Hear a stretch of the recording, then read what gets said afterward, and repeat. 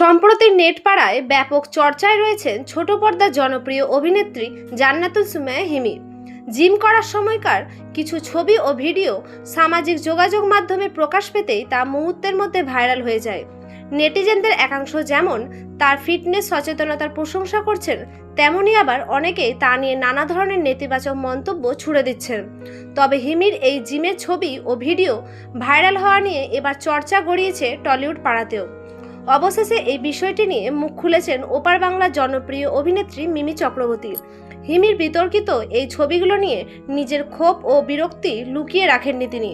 কথা প্রসঙ্গে মিমি চক্রবর্তী জানান, একজন তারকা সুস্থ জীবনযাপন কিংবা ফিটনেস ট্রেন্ড অনুসারীদের অনুপ্রাণিত করতেই পারে, তবে সবকিছুর একটা সীমা থাকা উচিত। তিনি বলেন, অত্যন্ত জিম করার সময় এভাবে খোলামেলা ফটো বা ভিডিও পোস্ট করা একদমই উচিত হয়নি হিমির। আমরা পাবলিক ফিগার, তাই আমাদের প্রতিটি পদক্ষেপের প্রভাব কিন্তু সাধারণ মানুষের ওপর পড়ে। হিমি আরও সতর্ক করে বলেন, এই ধরনের অতিরিক্ত প্রচার বা খোলামেলা কন্টেন্ট ভক্তদের মনে কিংবা সমাজে নেতিবাচক বার্তা ও প্রভাব ফেলতে পারে।